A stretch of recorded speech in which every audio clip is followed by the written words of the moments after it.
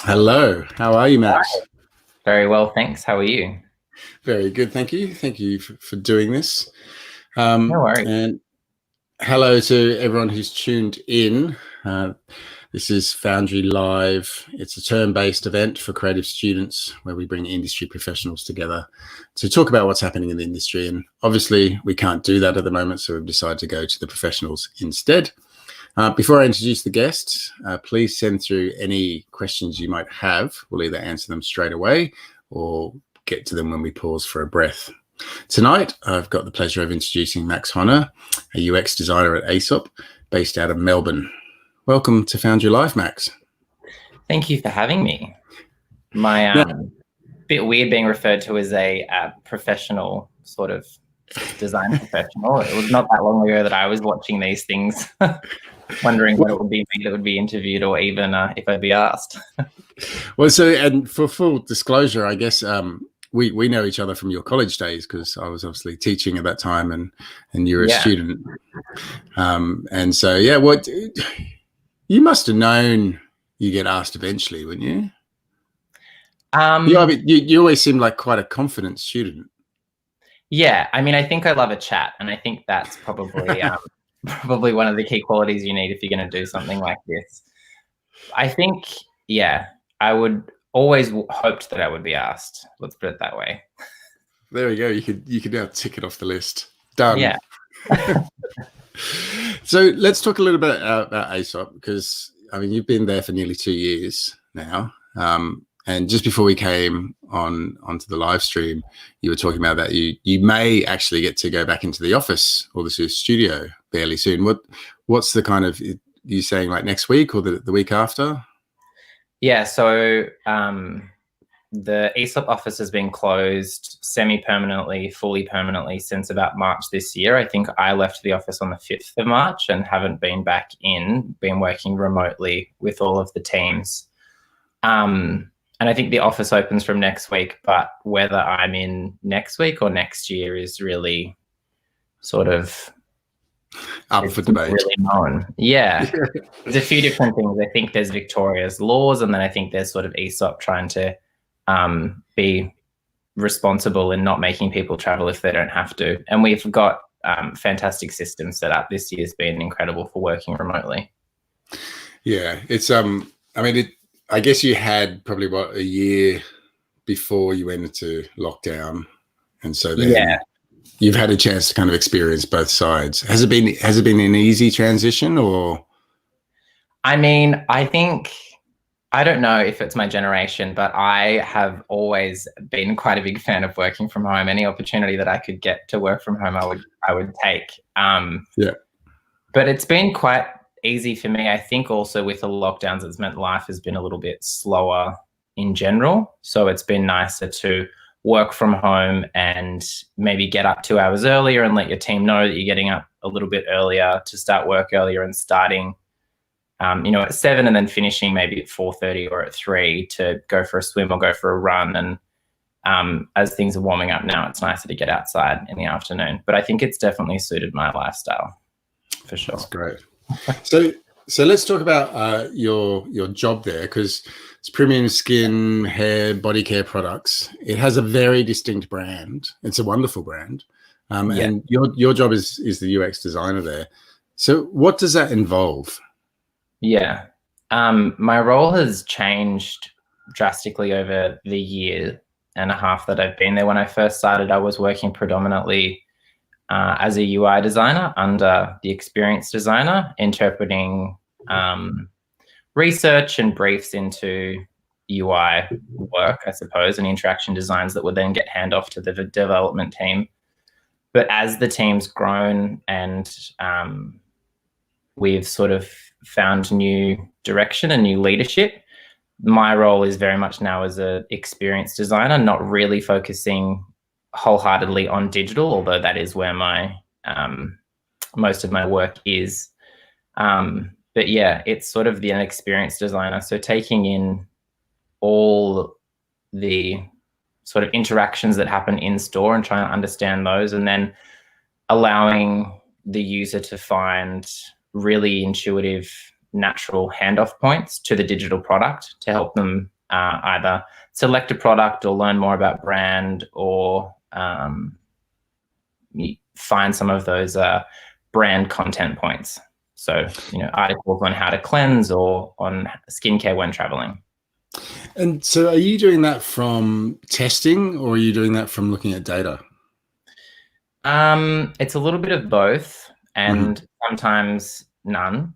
I think when I first started UX, I had a really rose-colored glasses view of, you do your testing, you make your prototype, you test it again, you develop it, and then you test it once more, and then it goes out and you look at the data, and 6 months later you change it. All of that goes out the window when you're actually in the environment. Unfortunately, like sometimes you'll have to make a feature off, guerrilla testing with people in a different department, going to HR or going to someone in finance who's not necessarily digital focused and having to get them to test it. It's not a customer. Sometimes you don't get to test stuff at all. Sometimes you don't get to come back to something, but we always try our hardest to get research either from customers, or I think honestly, the best thing you can do sometimes is sit down and have a Google and read some articles and find out what everyone else in the industry is doing and help to triangulate your assumptions that way as well. It also seems like, it seems like one for me that I've learned recently. I never really looked at data, didn't really have a big understanding about it, but Google Analytics has changed my life. Really? Tell us more about that. I just think that, trying to make some decisions around a feature and how people are behaving on site, and trying to understand, I guess, if you're looking at a certain feature or a certain page, if you're looking at bounce rates and who's viewing what page, and trying to find a bit more of a jumping off point for your research, because I think research can be a bit daunting. And if we have an assumption, if you can go to your data to find that jumping off point, it's makes it a lot easier. So it's more of it's a method of them all kind of working together, both, I guess, your assumptions, your testing, and the data. Totally. I learnt the word triangulating your data the other day, and I think I used it about 16 times in the past couple of weeks. I guess what you're also talking, I mean, there seems to be like there's a bit of a trend in UX, which isn't maybe not a trend anymore. It's just a different strategy where you kind of like put it up there and then see what happens and kind of adjust on the fly. Yeah, I mean, that's something that I didn't really understand, again, before being in the industry around. I knew what A/B testing was, but I didn't really understand the power of it. Being able to, we don't have time, we don't have the resources to use to test, a cart icon change. So let's just put 2 variants up for 6 months and see which one performs better, and then roll with the one that performed better. And then the other thing that I found amazing, and not that we've been able to do it that much at Aesop, but at other places I've worked, put a feature up, see how it goes for 6 months. And if it doesn't work, just roll it back. Yep. Yeah, that's really interesting. I guess, I mentioned at the start, like Aesop it's a really strong brand. Does that make your job as a UX designer easier or harder? I think for my particular role, it probably makes it easier because we can focus on getting the right work done. I think sometimes if I were in agency, for example, and having to create new work all the time, I would find that quite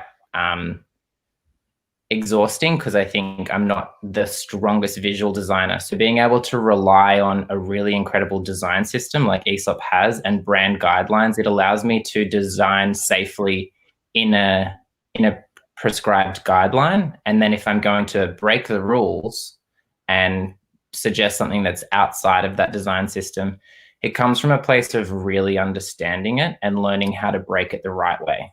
I think that's something that's really important, is you've got to learn the rules before you can break them. Yeah. I wish every student would have that tattooed on their arms. It's like It's so true. Another thing that occurred to me is like, because the stores have a really unique brand to them as well. Like I feel, and I don't know whether this is true, but I feel like they are one of the first sort of stores that you could walk past and go, oh my God, that's an Aesop store, without even having the signage up. How much does, I guess, the branding of the store, or the store kind of look and feel, does that influence the digital products in any way? This is something that I have tried to understand, and I think yet to understand, around how the store world and the experience you have there and the online experience, whether they should even be the same, whether they need to be the same, whether they are servicing completely different customers and completely different customer needs.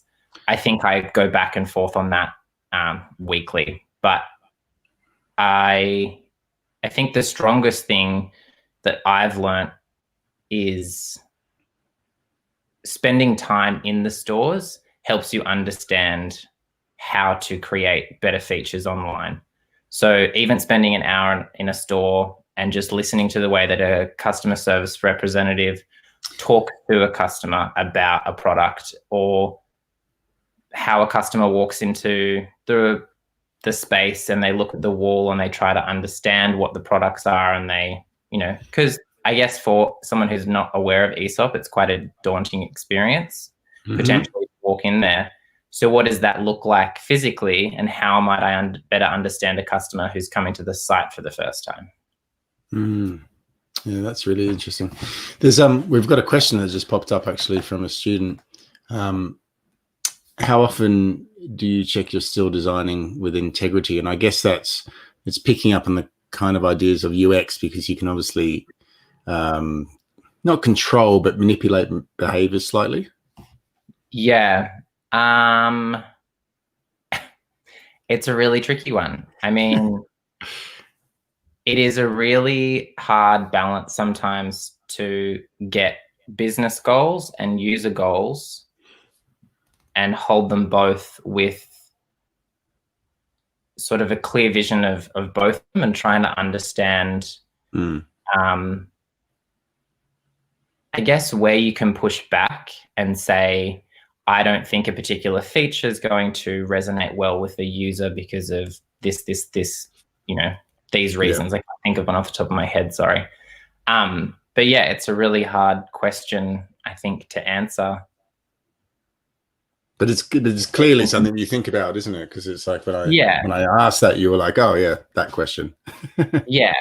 And I think also, as cliched as it might be to say, I think if you can wake up each morning and like look in the mirror and be happy with the work that you're doing, I think that's a pretty clear indicator that you're doing it with integrity. And I'm pretty happy each day I look in the mirror with Aesop. That's great. I want to roll back a little bit and talk about when you graduated from Tractor. And you graduated you had 2 diplomas you were doing at the time, the graphic design diploma and also digital design diploma. Now, if I remember rightly, and I kind of went back and kind of was thinking about, I guess, how it was kind of finishing up, because it seemed like it was a pretty funny industry at that time. It was like, I guess there was a lot of uncertainty in the industry. It's a bit of uncertainty in Tractor at that time as well. It feels like a similar time for graduates now because of COVID and everything, and shifting grounds of what the industry actually is. Do you see similarities there? I think so. And I think there's definitely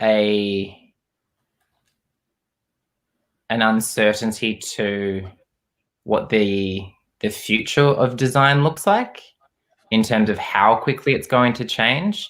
I think of some friends of mine who are designers, or even my partner now, who's applying for jobs in design, and design agencies looking for people with more experience because they need someone who's going to be able to do the work to deliver on it, because they don't know the future of their agency. And then I think of other friends who are industrial designers, and they're working on projects at the moment. I think it's for the stoplights. What are they called? Pedestrian crossings. They're working on prototypes to make them all foot stoppers now. Right. So I think yes, it might be challenging because the industry is uncertain around hiring graduates, but I think there's optimism there because the industry is changing so much in the way that we design.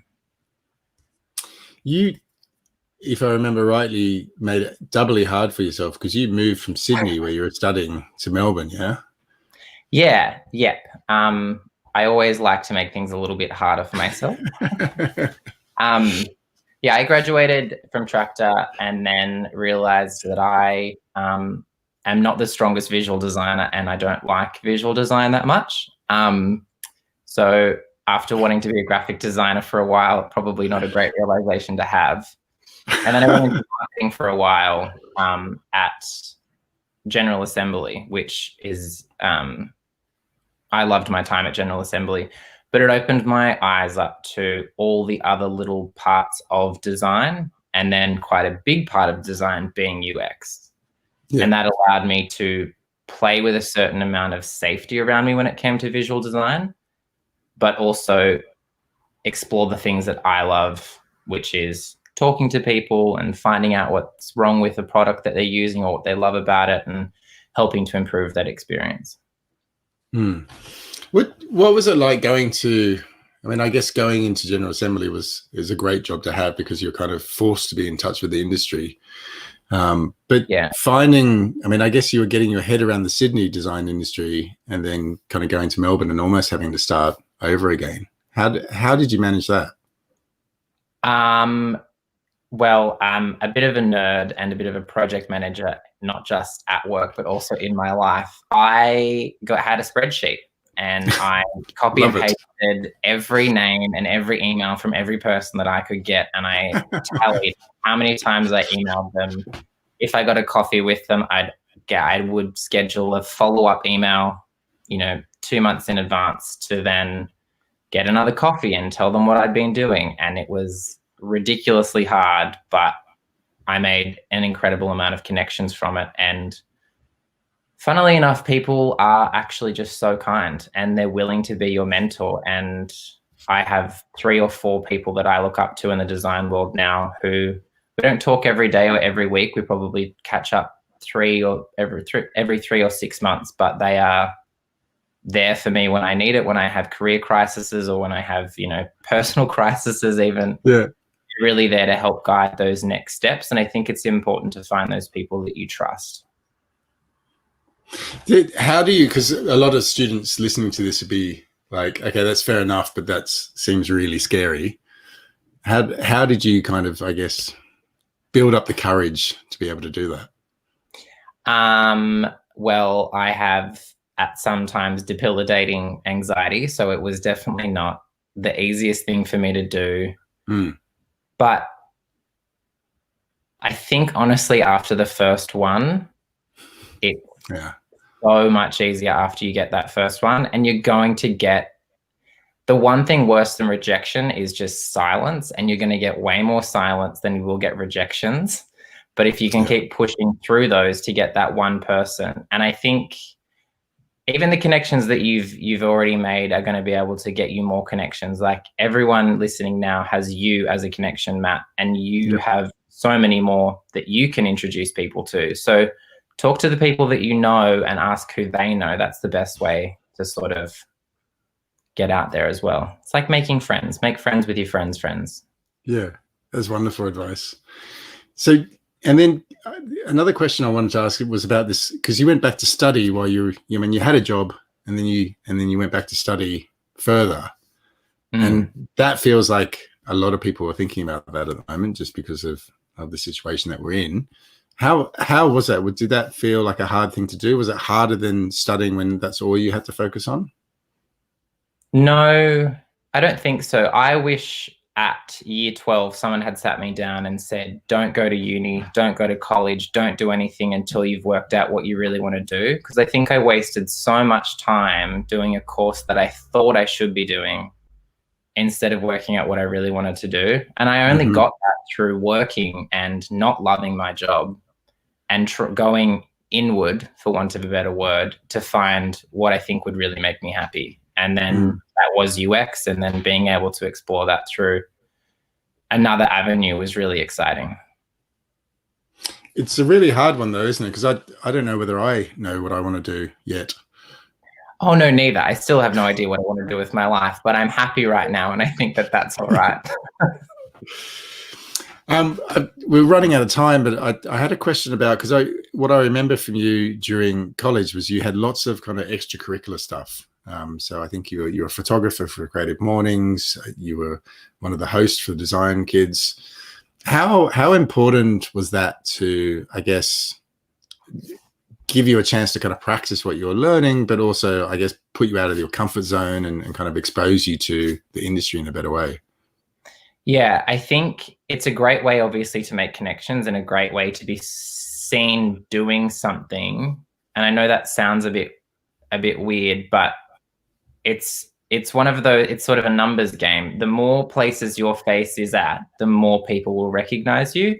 Yeah. And the amount of times I've gone into an interview where someone said, "Oh, I've seen you at such and such an event. Oh, are you at the UX meetups?" Yeah. The more that kind of happens, the more people understand where you are and how keen you are in the industry. But I think more than that, the most important thing I got out of those meetups and being involved with those events is you don't know how much you know about a subject until you start talking about it to other people. And when you engage in conversations about design or about anything, you begin to realize how much you know, and it allows you to get more confidence, and you get rid of that imposter syndrome kind of mentality when you're going into the industry. Yeah, that's a really great answer. Well, we've kind of come to the end of the time. I told you it'd go really quick. So quickly. So I got a couple of quick questions for you. Cool. Your favorite Aesop product? Oh, well, I have a 6-year-old red heeler, and they do a Aesop animal dog wash, and he loves to roll in the mud. So I think that's probably my favorite product. Very useful. What's the first thing you do in the morning? Go back to sleep, turn my alarm off. You know, you have to do the roll over, roll out. No, not about it. What are you reading at the moment? I am reading The Body Keeps Score. Oh, okay. What's that about? It's about the mind, brain, and the body and the way that trauma transforms it. It's not a very light book, I'm sorry. It's a bit dark. What's your best tip from working from home? Routine. Get up, go for a walk, come back, and avoid the bedroom. Don't work from the bedroom. A bedroom is a place of calm and sleepy time. Don't work in there. I love it. Okay, last question. Who's going to win the US election? I really want to say Joe Biden, and I think he might have it, but don't quote me on that one. I know. It's a very close thing that seems to go on. We've got one last question that came in from a student, which I think is worth kind of jumping on. It says, how do you handle creative anxiety?